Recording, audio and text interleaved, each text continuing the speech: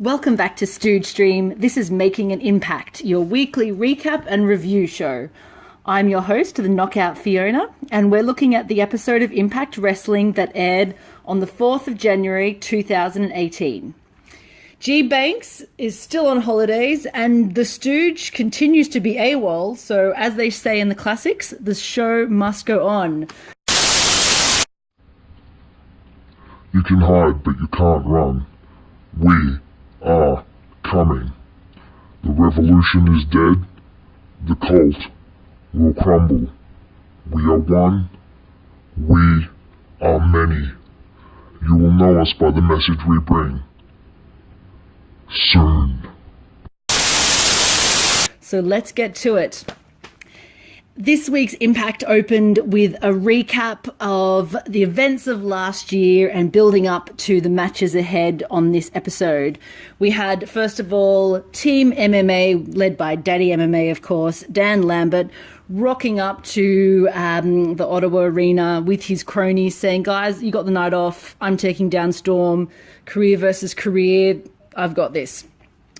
We cut to Alberto, El Angry Patron, going on at Eli Drake being the paper champion, and this is Alberto's year to take it back and regain his place at the top. And Eli Drake laughing it off, saying he can call me a paper champion all he wants. I'm Eli Drake, which I agree with, I have to say. Matt Sydal and EC3 setting up for a grand championship match, which later we had Fallah Bahh added to. Forgive me if I'm incorrect here, but I don't remember seeing Fallah Bahh in this intro package. Anyway. And then OVE versus LAX. LAX leave Impact stipulation match. Yes. Not sure what happens to OVE. I guess maybe if they win, they get more over. Anyway. So the card opened, as it always should do, with an X Division match, a championship match, no less, with Ishimori versus the current champion, Trevor Lee, the caveman, accompanied, of course, by Caleb Conley in his little cult of Banks as such. So Caleb Conley's trying to get back in the good books with Trevor Lee following events of last year from their three-way tag match where Caleb took the pin, took the loss, so he's sucking up, and that match led to this championship match because they blamed Ishimori for the loss. Ishimori of course, is from Pro Wrestling Noah, and he has been building up as such a formidable contender. He is so super fit, so super talented, and he went from a bit of a weird face heel, but no, very strongly a face, and it is now his turn to face off with the caveman for the title. I personally love Trevor Lee. I think he's a very interesting contender in the X Division. I love his different style. He's fast and furious, but he's strong and raw and primal. Through this match, he gave an excellent raw scream in frustration when he just couldn't get it over on Ishimori. He's been interesting and innovative from the beginning. He's such a great wrestler. So of course rooting for him, but Ishimori, he represents the new wave of Impact, the new direction they're going in, teaming up with promotions around the world, showcasing different talent. So, of course, if Ishimori wins, he gets to take the X Division Championship back to Pro Wrestling Noah and compete for it there, which is excellent. Ishimori, of course, is so quick, so quick, with his springboards, his legs, he moves, he's amazing. He did an excellent springboard spot, handspring, where he got caught by Trevor Lee. I really like this.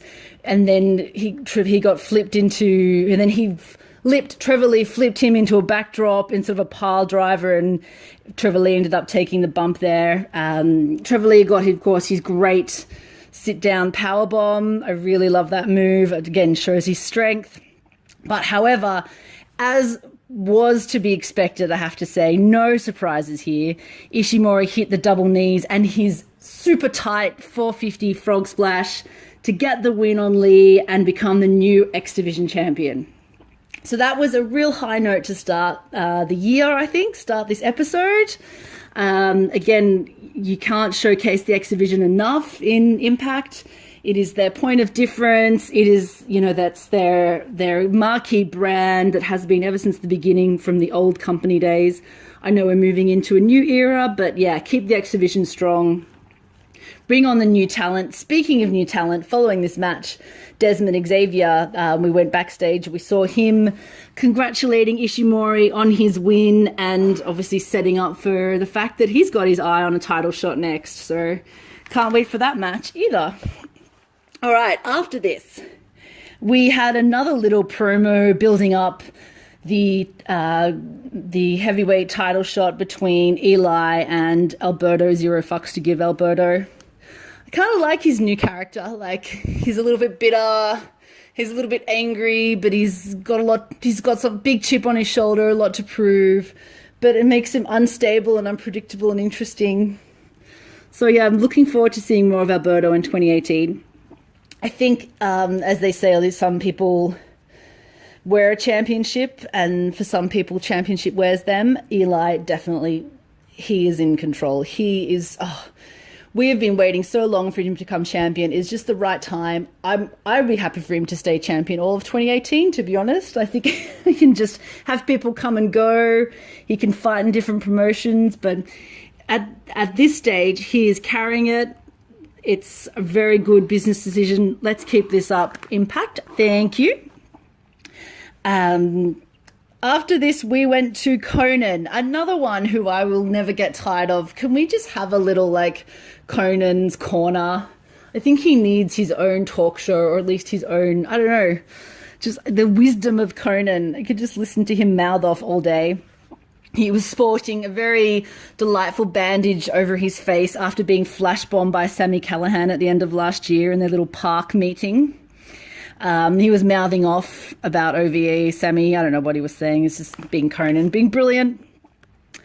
After this, we went to interviewer extraordinaire Mackenzie, or McKenna, as Sienna has dubbed her, with the cowboy James Storm. Storm, again, we've heard a lot of this rhetoric in his recent promos, sort of going on about being in the company since day one. Technically, Storm, you're in TNA, but anyway, I guess it's evolved into this. Yeah, there since day one. He's part of the furniture. He's been helping the young guys get over his... he is professional wrestling, so it's fitting that he'd be taking on MMA, Daddy Lambert, who's got something to prove. He's got a chip on his shoulder about pro wrestling. Yeah, we've been seeing this for quite a while now. First it was Moose, and now it's Storm. Look, I think it's a divisive segment, this whole MMA coming in thing. It's entertaining, and then it's not... I'd like to see it wrapped up soon. I'd like to see some conclusion, but we'll get to that. We'll get to that when we get to the match. So, after this, we had another title match in the Grand Championship. So this was current Grand Champion EC3 versus Matt Sydal versus Falaba. Anyway, I need G-Banks. Missing him. So, EC3, the grandest champion of all time. Oh, EC3, he's another one we could just listen to cut promos all episode. Rumour is he may be jumping ship and taking his TNA tax elsewhere, but that's... I'd like to know if anyone's heard anything more about that. Leave us a comment, let us know. So... Grand Champion. These three competitors actually worked. I was a bit surprised about Falaba being added to the mix, but it made it a little bit more interesting than normal, I have to say. It was being a triple threat. The Grand Champion has been a failed venture from the outset, in this household's opinion. If you've listened to Stu Stream for a while, you will have heard the guys bagging it out over the course of last year. It's just... It should garnish more interest and heat than what it does. The judging was flawed from the beginning. It was just a flawed concept. At least they've streamlined the judging a little bit now, so you don't have each judge calling out their score at the end of each round, which was a ridiculous 10-9, 9-10, 10-9. It's now just an overall score. But really, a great way to fix the concept would be perhaps to have just one 10-minute time limit match. Pinfall submission, if not, goes to the judges, and have it as an open challenge weekly, has to be defended every week. And why not have it as a bit of a wild card, have like a hat draw or something, so the champion never knows who they're going to be competing against. They did do this a little while back with did they call it the TV champion, where it had championship? It had to be defended every week. This was about 3 years ago. That was okay. I think they need to move a little bit back more towards this. It's not MMA. We don't need scores. We don't need rounds. What's next? A cage. But back to this match. Look, yes, as I said, the guys, I think, all worked really well together in round one. We saw Bart getting in early, asserting his size dominance, which is to be expected. He did a really cute spot, which was a roll over both men, which took out Matt Seidel for quite a while. It actually worked quite well. Of course, his big man moves, running slams into corners, his Samoan drops. Round two saw the quote of the night, I have to say. EC3, after being taken down by Bar, was going up the entrance ramp, having enough. He said, "That man is ridiculous," which is a bit mean, but also really funny. Come on, we have to admit. So EC3 dominated round two. So I should say the points were the judges' score, of course, gave round one to Bar. EC3 dominated round two with his size and his power. And so that left round three for Seidel to step up and showcase his innovation, his move set. He got his lovely shooting star press right on the bell. So literally he got the 1-2, and as the ref was counting 3, the buzzer went off. So he was not eligible to win, which of course meant EC3 retained the championship. Not a surprising victory, I thought, where the story's going. EC3's been giving Matt Seidel a lot of shit about choking and just not being good enough, so that sort of continued to build up their heat. Not really sure what's going to happen with Falabard. Was he just here to mix it up a little bit? We shall see what happens, I suppose.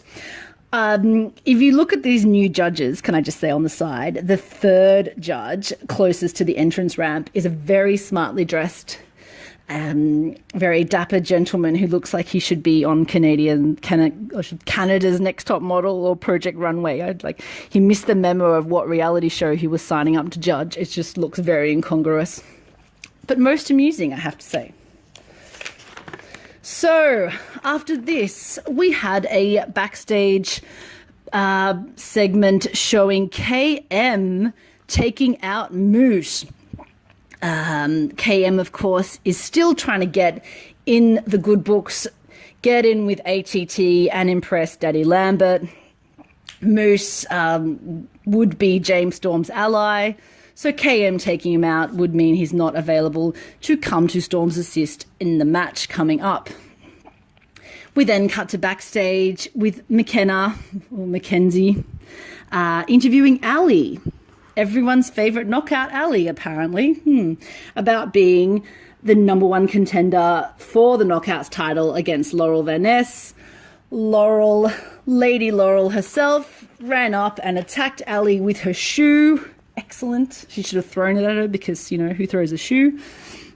And jumped her with her furry jacket and her crazy, crazy makeup, screaming and yelling and running off. Oh, Laurel, she is brilliant. Can't say anything bad about Laurel, of course. Household bias here.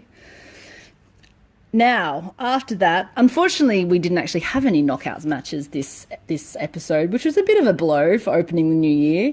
Would have liked to have seen Rosemary or someone, a new person. Hopefully next week we'll get a good showing from the knockouts. But after this led to MMA versus wrestling, career on the line, or career versus career, actually. It wasn't just Storm's career on the line. Daddy MMA, Cowboy James Storm, no holds barred match. So Dan Lambert was on his own because he'd kicked his cronies out earlier in the beginning of the episode. He was wearing shoes this time. He had his lovely daggy sneakers on and his MMA shorts and t-shirt. Match begins. Seconds later, all 5 members of ATT just appear out of nowhere. Of course, to give Daddy MMA the assist. He's all talk, is Lambert. At the end of the day, he's nothing without his cronies. I guess they're a team.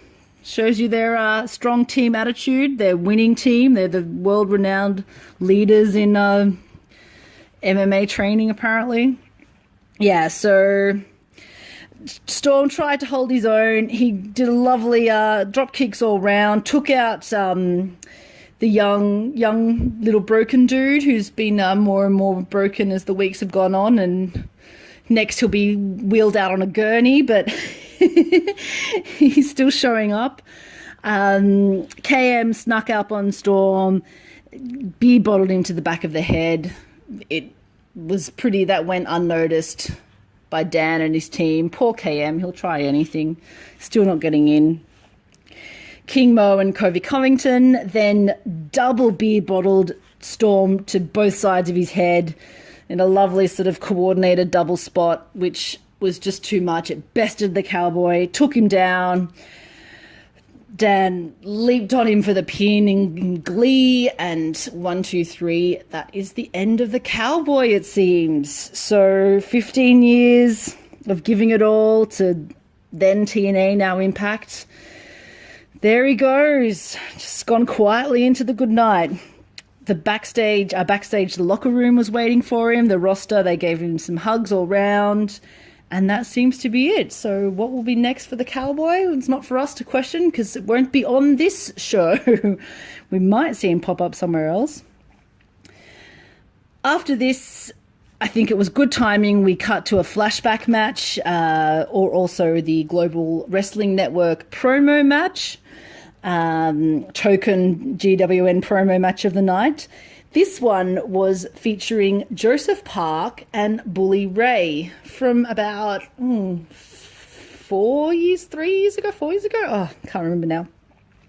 So for those that have been watching Impact for a while, this was when Chris got taken out by Bully Ray. Was it then Aces and Eights? I can't remember. But Biss got taken out, went missing, went MIA, and so his brother, Joseph Park, rocked up to Impact one day to come looking for him. He'd opened his own missing persons case. No one seemed to have any idea where Abyss was. They were all very confused, the whole Impact roster. Finally, Joseph was able to track down that Bully was the one who perhaps led to his demise and was to blame for Abyss going missing. And over this period, Joseph Park was training to become a wrestler, and he had a match with Bully Ray, and this was the match we were showcased on this flashback promo match. So this was Joseph Park's first wrestling foray. Of course, it meant a lot of getting beat up by Bully Ray, getting a couple of little cheeky fluke spots in, celebrating way too prematurely, only to get beaten down by Bully Ray again. And of course, we had the token Park rolls under the ring at some point, and Abyss mysteriously appears from the other side, puts Bully Ray through a table, back under the ring. Joseph Park turns back up and gets the pin. It's silly, but it was very cute and very well done. I personally love Abyss. He is my favorite roster member after someone who left Impact a couple of years ago to go on to bigger and better things. He who shall not be named, but is doing very well for himself, rightly so. Now he's gone. Abyss has always been my favourite long-term member. I think for a monster and a big man, he's just so interesting to watch. He's crazy. You never know what he's going to do. He's such a great wrestler. He's such a good character actor. So I love when Joseph Park appeared. I love seeing him again now. And this flashback match was actually a great segue into the following current match on this week's Impact, which featured Chandler Park. So Chandler, of course, is Abyss's cousin of Park, Park and Park. We still need Park number 3, but that hopefully will turn up in the future. So if we remember from last year, Chandler Park had said to said to Joseph, he wanted to be a wrestler himself. He's been training to become a pro wrestler, and he's been training for a match. And this was his first match versus some jobber who turned out to be a wrestler by the name of John Boland, who obviously is big on the indies, a bit of an older guy, so he's obviously been around for a while. And this match featured my new favourite ref, Psycho Ref, I've dubbed him. Having moved to Canada, of course, we haven't taken all of the Impact crew with us, so that includes the old Hebners. Hopefully they'll go on to bigger and better things, or who knows. So we've got a new ref crew. We've got skinny, dark-haired, babyface ref. We've got Psycho Ref. I love Psycho Ref. So this match, of course, we had John Boland dominating Chandler as the newbie, as the green wrestler, making a bit of a fool out of him. Chandler did get a bit of a roll up on. So he got a. What did he get? A back body drop, I think. Yeah, so back body drop on Boland. Of course, celebrated way too early with Abyss. You know, he got the token one move in. And Boland ran over to the corner, beat up Chandler, mouthed off at Joseph Parks, got in his face. Now, the thing with Joseph Park is you can't push him too far. He does have that trigger, and if he just gets a bit too tweaked, he snaps. And this is what happened. He punched Boland straight in the face, which, of course, led to him stumbling back in the ring. And surprise, surprise, Chandler got the roll up on him for the 3 count. Typical sort of comedy, green entrance match. But again, I think if it wasn't for Abyss and Chris, Joseph Park and his excellent character work pulling it all together, it would just be silly. And I'd like to see more of this. Maybe a tag team in the future. Park. Yeah, could work. Right, so after this little interlude, we cut to the World Heavyweight title match, Patron versus Eli Drake. So this was actually held at another promotion, WrestlePro, in New Jersey. They've been doing this quite a lot of late. They've been showcasing the Impact roster and matches and titles in other promotions, filming it and cutting away to it. It's good. It actually makes the whole episode feel a bit longer because you've mixed up the scenery. The downside is, of course, the filming quality is never as good in these smaller, slightly indie promotions, but that's okay. You go with it. Makes it feel like you've had like a little night out at an indie show. And for the patrons there, for the crowd there, like, you're getting to see top marquee talent. Like, that's pretty exciting. Look, the arena was pretty much half empty. It looked like it was in a high school gym or something with rafters, and the rafters were pretty empty in the middle, so that was a little bit awkward. But look, the crowd that was there were getting into it, which was good. And hey, the crowd paid to be there, so half an involved crowd's better than nothing, right? So this match, there had been so much build up, so much heat between these two. Again, Patron angry, just bitter about Eli Drake taking his title when he was forced to relinquish it, turning on the fans, saying they've turned against me, management turned against me, it was a dark hour and everyone abandoned me. And again, 0 fucks to give Patron as a result. Have to enjoy that. Eli Drake having none of it, just wanting to solidify himself as the top guy, as the top dog.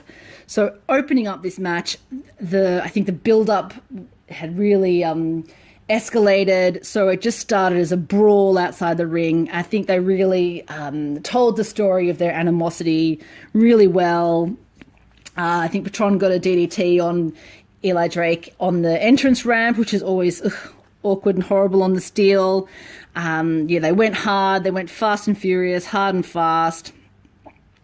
Got into the ring, some good spots, good pacing. It was not the longest match. I think that was probably a good thing for where it was at WrestlePro. But it was hard hitting. Eli Drake, of course, he was victorious. He got his lovely suplex. Oh, so I should say, I'm jumping ahead here. He got his suplex and gravy train, his excellent sort of backdrop move, but too close to the ropes. El Patron had his foot on the rope. Eli Drake is, of course, a dirty heel at the end of the day, so he just wanted to win. After this, he pushed the ref, grabbed his title belt, hit El Patron, took him down, and, of course, got the pin from there. Conveniently, the ref did not see this, of course, after Eli Drake pushing him. Dirty, dirty heel that he is. But you go with it, because it's deserved, I think. But I'd like to see more from these guys. Eli Drake had a little promo after the match backstage at, I assume at WrestlePro or in a random gym somewhere, either one, just gloating, that he is the top dog. Patron tried and failed. We'll see what happens from here. We still, of course, have John Morrison, who needs to get thrown back in the mix. Johnny Impact, I should say. We did get a little segment from him at one point, but I failed to write it down. I do find his promos a tad on the bland side. Look, he speaks with his physicality. He's charismatic, but yeah, he's around. He's Johnny Impact. Curious to see what 2018 has for him in store. These three really are the top guys at the moment. Are we going to get some other top guys in? See more of Phantasma from AAA maybe? I've quite enjoyed him too. We shall see. So back to the Impact Zone for the main event of the evening, which was the tag team title match between OVE and LAX. Stipulation being if LAX lost, they had to leave Impact, and nothing for OVE. Okay, fine. So again, this match started with a massive brawl outside the ring. We saw Homicide and Sami Callihan getting in on the action, Conan cheering on from the sidelines. Ortiz was taken out in this initial brawl. So when we got to the ring, we had Dave and Jake Christ, I believe their names are, dominating on Santana. They had him there for quite a while. I've noted here that Dave seems to have enjoyed a few extra servings of pudding over the Christmas break, which is a little bit mean. God, I'm not one to talk, but yeah, he was looking a little blown up there and obviously enjoyed some time off. But look, OVE now being heels, I take it they are. They've changed their style a little bit. They've changed their look a little bit. They're slightly less annoying, I will concede. So they dominated on Santana for a while. He did get his lovely cutter on Dave at one point, but the guys continued to maintain control until Ortiz came back to the ring. Even then, when he did, they hit Ortiz with the attempt of the street sweeper, which is their LAX's own move. So clearly OVE are heels, because that is quintessential classic heel move, stealing your opponent's finisher, I believe. That's right out of the playbook there. The crowd, of course, no matter what spots OVE got, were chanting LAX. I assume that's right now. That's the way things are meant to be. It's still a little bit awkward. They're just so not over. I mean, LAX are amazing. Can't get enough of them. I want to see more of them, and thank goodness we will, because they were victorious. They hit the street sweeper, their finishing move, perfectly executed, got the win. I think they got the win on Jake, and they are now the tag team champions again. Look, the win was a little bit rushed, I thought. It was a bit, yeah, I liked the sort of pacing at the beginning and the middle of the match when OVE were dominating, and then LAX just sort of quickly got the win, but that's okay. I think it probably worked. a little bit anticlimactic. The whole match was a little bit anticlimactic. LAX were obviously going to win. If they weren't, there was something very, very wrong and very, very sad if we weren't going to see them again. So, yeah, had to happen. We got it over with. But let's see what 2018 brings. I don't feel there's probably enough showing in the tag team division of Impact at the moment. So can we get some more tag teams in? Can we tour a little bit, get some more guys from other promotions? Throw some randoms together, see what happens, throw shit at the wall. It might just stick and it might just turn to gold. Who knows? Well, that has been your recap and review show of the first episode of Impact for 2018. We, of course, are lifelong Impact fans in this household. Well, I am. If the Stooge ever comes back, he might be back on G-Banks. I'll get him back next week.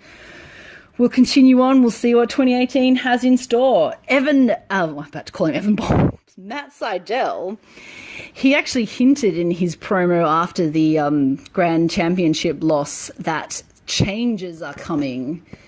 Ooh, a bit of an ominous / intriguing little insight there that changes are coming to Impact, and he will be that change. So let's watch this space and see what happens. All right, Knockout Fiona out. Thanks, guys. We'll talk to you soon.